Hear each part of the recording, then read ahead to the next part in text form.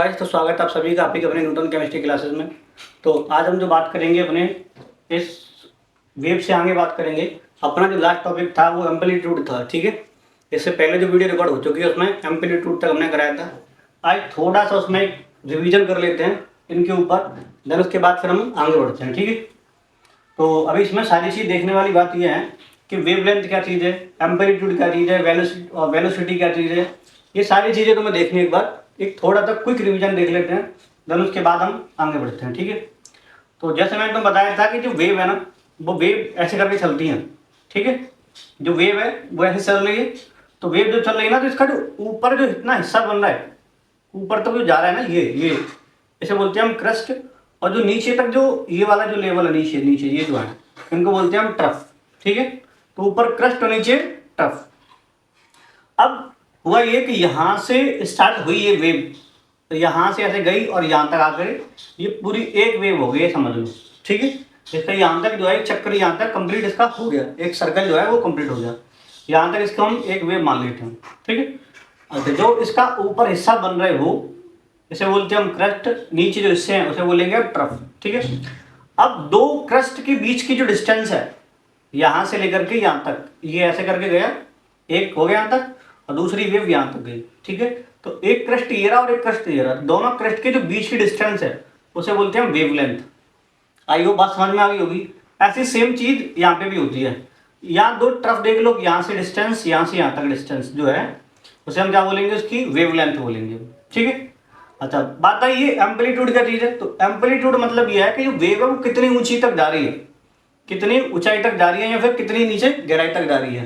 तो इसका क्या बनेगा, इसे बोलते हैं इसका एम्पलीट्यूड। इसकी जितनी भी डिस्टेंस है इतना ऊपर तक जाएगी, उसका एम्पलीट्यूड उतना ही ज़्यादा मानते हैं, ठीक है। उसका जो एम्पलीट्यूड है वो उतना ही ज़्यादा होगा। अब ऐसे ही ट्रफ है। अब बात है इसमें किसकी, वेलोसिटी की। वेलोसिटी मतलब क्या है कि जो एक वेव है ना, वो एक सेकंड में कितनी डिस्टेंस ट्रेवल कर रही है। एक जो वेव है वो 1 सेकंड में, यानी कि 1 सेकंड में कितनी डिस्टेंस को ट्रेवल करेगी, वो बनेगी उसकी वेलोसिटी, ठीक है। तो तुमने फिजिक्स में भी पढ़ा होगा वेलोसिटी का फॉर्मूला, डिस्प्लेसमेंट अपॉन टाइम। तो यानी कि इसका डिस्प्लेसमेंट है कितना, जो ये वेव जो है वो 1 सेकंड में कितनी डिस्टेंस को ट्रेवल कर रही है, वो बनेगी इसकी वेलोसिटी, ठीक है। आई होप बात तुम्हें समझ में अच्छे से आ गई होगी। देन कौन है, फ्रीक्वेंसी। तो फ्रीक्वेंसी मतलब क्या, कोई एक पॉइंट है अपने पास, उस एक पॉइंट से वो वेव कितनी बार गुजर रही है। कोई भी एक पॉइंट है, उस पॉइंट से वेव जितनी बार गुजर जाएगी, जितने टाइम से गुजर जाएगी, उसे बोलेंगे उसकी फ्रीक्वेंसी, ठीक है। चलो अब फिर हम आगे चलते हैं। आई होप तुम्हें ये टॉपिक एकदम क्लियर हो गए होंगे। तो इसे हम पहले से करा चुके हैं, अब चलते हैं थोड़ा सा आगे।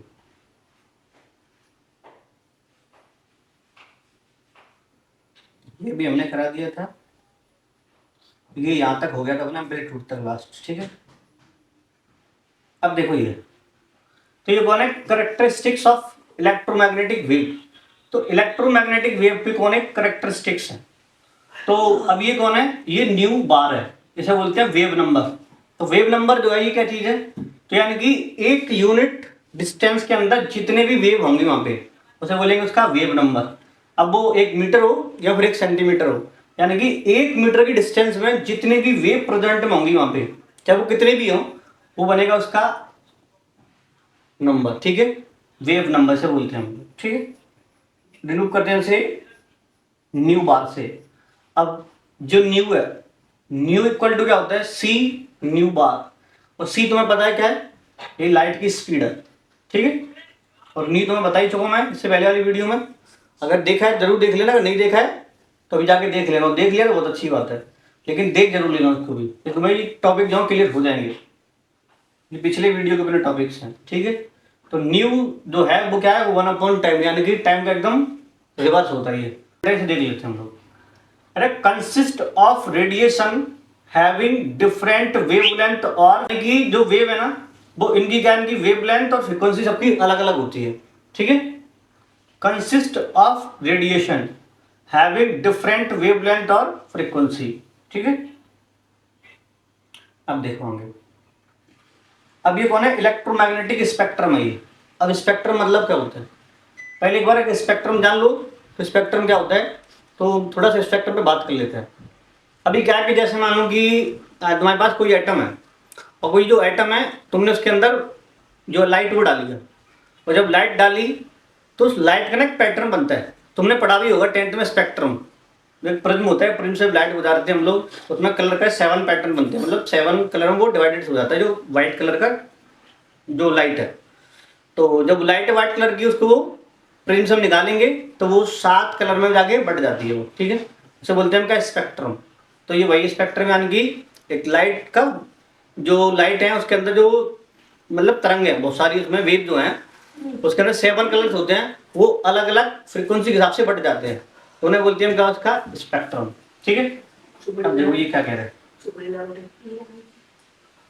अब क्या है कि electromagnetic radiation are arrange in the order of, अब इनको हम लोग जो इलेक्ट्रोमैग्नेटिक रेडिएशन है उनको हम अरेंज कर सकते हैं दो चीज पे, डिक्रीजिंग फ्रीक्वेंसी और इंक्रीजिंग वेवलेंथ, ठीक है। या तो उनको डिक्रीजिंग फ्रीक्वेंसी पे उन्हें अरेंजमेंट कर सकते हैं, या फिर इंक्रीजिंग वेवलेंथ पे उनको अरेंज कर सकते हैं हम लोग, ठीक है। चलो देखो, अब जो इलेक्ट्रोमैग्नेटिक स्पेक्ट्रम है तो वो एक बाद की बात है, फिलहाल यहाँ दिए देखो कि जो वेव है, वो वेव जो है वो ये है, gamma rays, X rays, ultraviolet rays, visible rays और इंफ्रारेड, माइक्रोवेव और रेडियो वेव। तो जो वेव है ना, इन सब की वेवलेंथ और फ्रीक्वेंसी अलग अलग है, तो इनको हम अरेंज कर रहे हैं। अब ये देखो, तो फ्रीक्वेंसी डिक्रीजिंग ऑर्डर है, ये यहां से नीचे की तरफ जा रहे हैं, तो इनका क्या हो रहा है, डिक्रीज हो रहा है फ्रीक्वेंसी का। तो सबसे ज्यादा जो फ्रीक्वेंसी वो गामा रेज, उसके बाद एक्स रेज, मतलब डिक्रीजिंग होता जा रहा है उसका, ठीक है। ये सारी रेज है। अब ऐसे इनकी वेवलेंथ बढ़ रही है ऊपर, ठीक है। तो याद रखना कि वेवलेंथ और फ्रीक्वेंसी एक दूसरे के क्या होते हैं, रिवर्स होते हैं, यानी कि उल्टा होते हैं एकदम। और ये कौन है, वेवलेंथ। तो वेवलेंथ जो है इसकी कम होगी, देन उसकी ज्यादा, इसकी ज्यादा, इसकी ज्यादा, इसकी ज्यादा, इसकी ज्यादा, इसकी और ज्यादा। तो ये वेवलेंथ है, ठीक है। तो ये वेवलेंथ का डिक्रीजिंग ऑर्डर है यहाँ पे, ठीक है। अच्छा अब यहाँ देखते हैं, अब ये कौन, स्पेक्ट्रम, यानी कि इलेक्ट्रोमैग्नेटिक स्पेक्ट्रम है। तो अब ये है, तो इसके अंदर तुम्हें सारी वेव तुम्हें दिखाई देंगी जो अलग अलग है, मतलब इनकी वेवलेंथ अलग अलग है, सबको देखो बहुत अच्छे से। तो यहाँ देखो, ये शॉर्ट वेवलेंथ वाली जो वेव है ये दिख रही है, यहाँ पे जो लाइन बन रही है ये शॉर्ट वेव इतनी छोटी सी है। और यहाँ देखो ये लॉन्ग वेवलेंथ वाली वेव है, और यहाँ मीडियम है बीच में। तो इनका अगर एक पैटर्न देखा ना, पूरा पैटर्न हमें दिखाई देता है। तो यहाँ पे कौन है, हाई फ्रिक्वेंसी है, और यहाँ कौन है, लो फ्रिक्वेंसी। तो हाई फ्रिक्वेंसी में कौन है, गामा रेज है। देन उसके बाद यहाँ पे तुम लोग देख रहे हैं, यहाँ थोड़ा घटता जा रहा है, एक्स रेज, यूवी मतलब अल्ट्रावायलेट रेज, इंफ्रारेड, माइक्रोवेव और radio wave.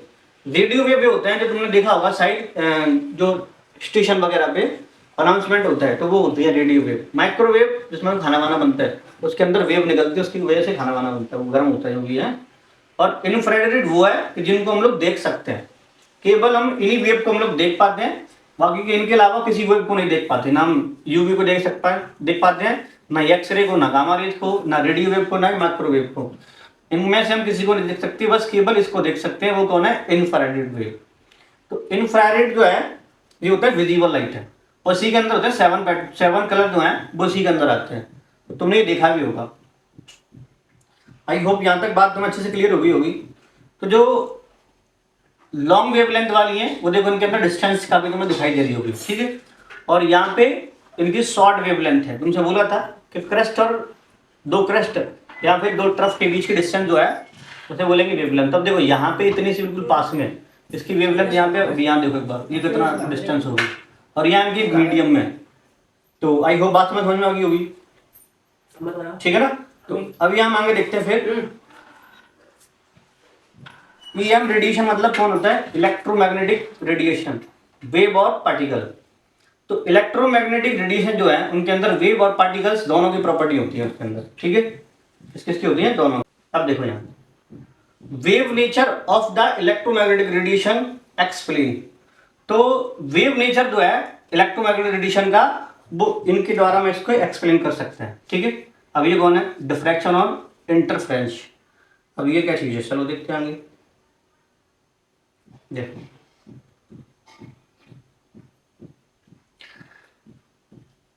Electromagnetic wave theory could not explain. तो अगर हम ये देखें ना कि हम मान लेते हैं कि जो इलेक्ट्रोमैग्नेटिक रेडिएशन है उनके अंदर अगर हम बोल रहे हैं कि इसके अंदर वेव नेचर होता है, तो अगर वेव नेचर होता है तो फिर ये थ्योरी है, इनका एक्सप्लेनेशन नहीं कर सकते, ठीक है। और अगर हम पार्टिकल्स बोलते हैं तो फिर कुछ ऐसे फिनोमेनन होते हैं, कुछ ऐसे एक्सपेरिमेंट होते हैं जिनकी वो एक्सप्लेन नहीं कर सकता है। तो इसीलिए बाद में माना गया कि इसके अंदर ना दोनों ही प्रॉपर्टी होती है, वेव की भी और पार्टिकल की भी, ठीक है।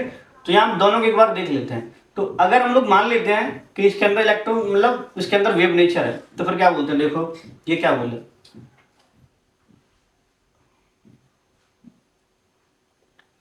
अब ये बोलेगा electromagnetic wave theory could not explain, वो इनको एक्सप्लेन नहीं कर सकती है, क्योंकि ये जो पॉइंट है, ये थ्योरी है, इनको एक्सप्लेन कर सकता है केवल पार्टिकल नेचर, ठीक है। वेव नेचर इसको एक्सप्लेन नहीं कर सकता है। अब ये कौन है, ब्लैक बॉडी रेडिएशन है और फोटो इलेक्ट्रिक इफेक्ट है, variation of heat capacity of solid with temperature, line spectrum of hydrogen. तो ये 4-5 पॉइंट है जिनको वेव थ्योरी नहीं बता सकती, इनका एक्सप्लेन कर ही नहीं सकती वो, ठीक है।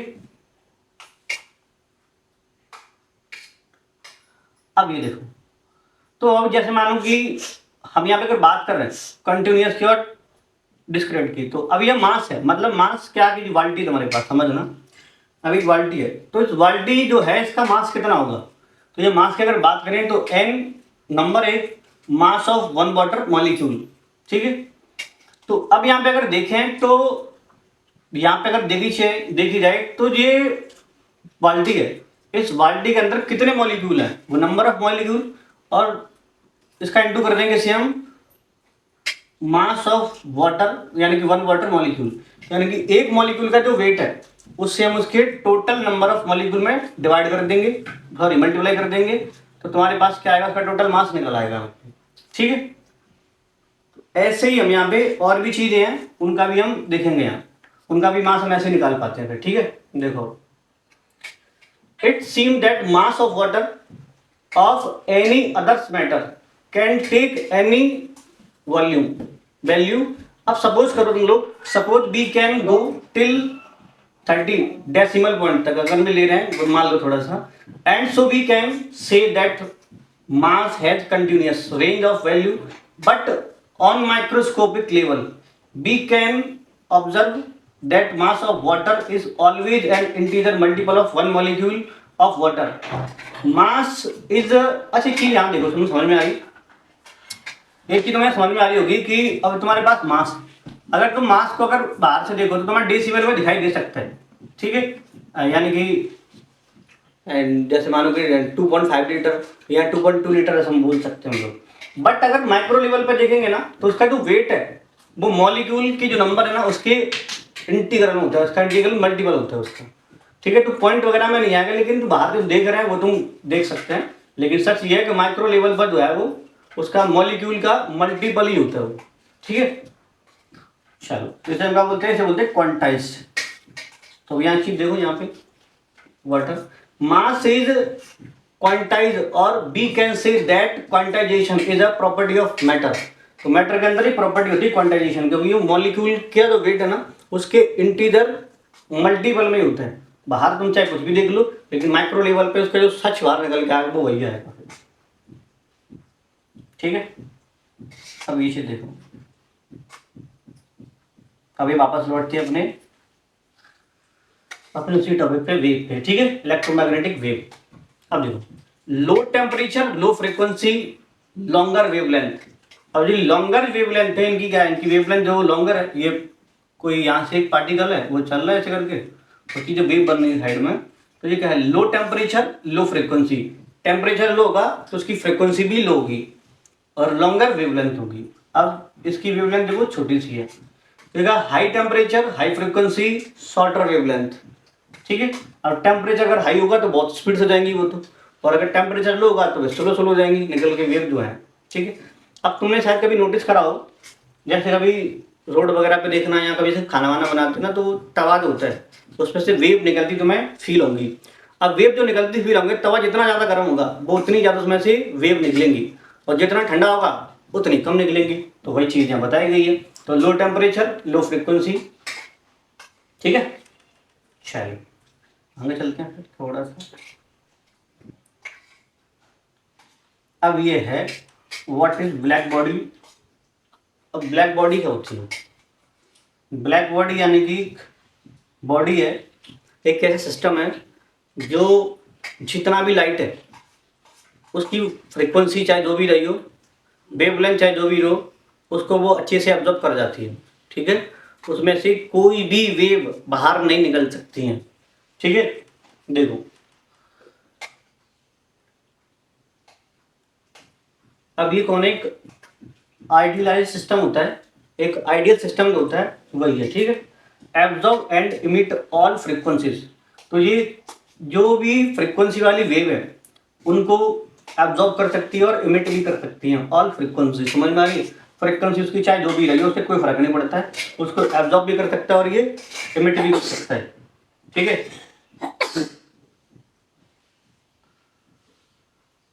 Absorb regardless of the angle of incidence. ठीक है, इस पे कोई फर्क नहीं पड़ता है एंगल का, एंगल चाहे जो भी हो वो एब्जॉर्ब कर जाती है।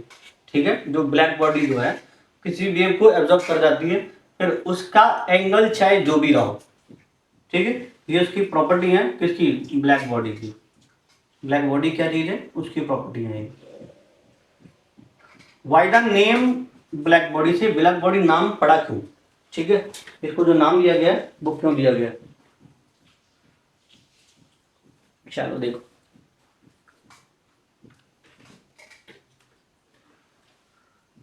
Visually black body versus radioactive black bodies. ठीक है, तो ये जो है जितना भी लाइट है उस सबको एब्जॉर्ब कर जाएगी।